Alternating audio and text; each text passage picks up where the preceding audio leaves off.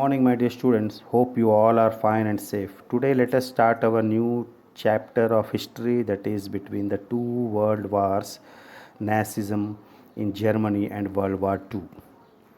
In the previous chapter of history, we have learned about the First World War, Russian Revolution, the Great Depression, etc. Now, let us discuss about Nazism in Germany and World War II.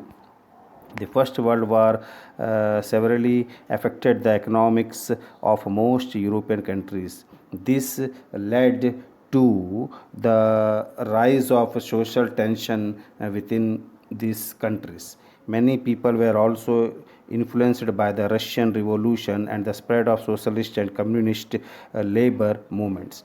As a result, they were unable to decide which path to follow among the three ideologies of those days: liberal democracy, socialism, communism, and conservatism.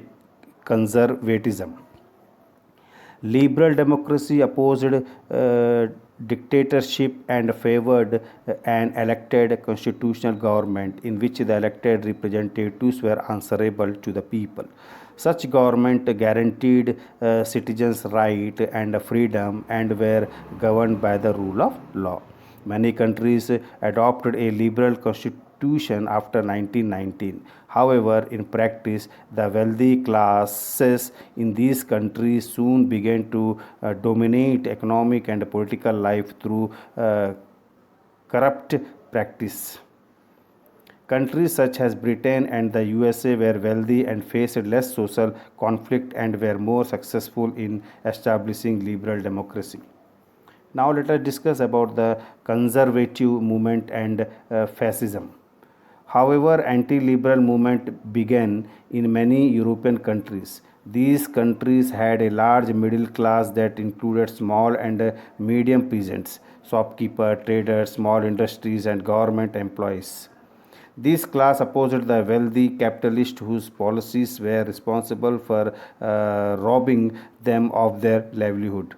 Small peasants found their land being auctioned while small shopkeepers and traders were being driven out of business. Unemployment was rising. These class were affected by the Great Depression of 1929. Struggling to save their small private holdings and small business, this class opposed liberalism and communalism. They opposed electoral democracy, liberalism, the rule of law, the principle of equality, socialism, and similar ideas. They were also ultra nationalist in opposing other countries. The ideology was called fascism. Countries like Germany and Italy soon saw the establishment of new fascist parties. Fascism has many facts, but most fascists said some common traits. They were ultranationalist. They claimed that their nation was supreme. For them, the nation was the majority community in their country.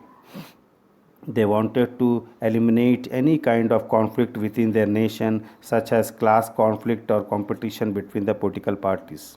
They believe in the violence and the use of force to eliminate other political parties and organizations. They opposed democracy. Fascism believes that democracy, election, legal process, citizen freedom, and rights are obstacles in solving the problem of the nation. They believed in a traditional family and a social value, such as women should bear children and look after the home. They did not believe in values such as equality, equal opportunity for all, etc. Fascism believed in the controlled people mobilization and used state media to reach its message to the people. In countries like Germany, fascism took the form of racism. The Fascist Party of Germany was to establish the superiority and dominance of the majority, which they called the Anjan race. In Italy, the fascist party became active after 1919 under the leadership of Mussolini, killing, beating, and using other such methods to destroy the workers' organization. The party gradually grew into a large and violent movement that discarded democratic methods to defense mobile justice. They organized a massive march in 1922 with the objective of capturing Rome, the capital city. The Italian king and other conservatives invited Mussolini to form the government. Now let us discuss about the Germany and the Nazism. The National Socialist Workers Party came to power in Germany in 1934 under leadership of Hitler.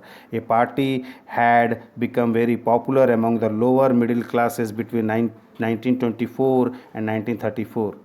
There were many reasons for its growing popularity. First, their self respect was wounded, so they were looking for a leader who could receive their national pride.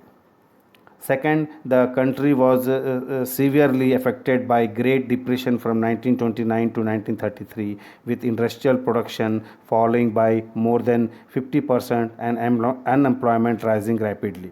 During this time, the socialist and the communist parties were also gaining popularity and were advocating fundamental social changes, just like in Russia. Thank you, my dear students. We will continue our remaining topic in next class. Be safe, be healthy.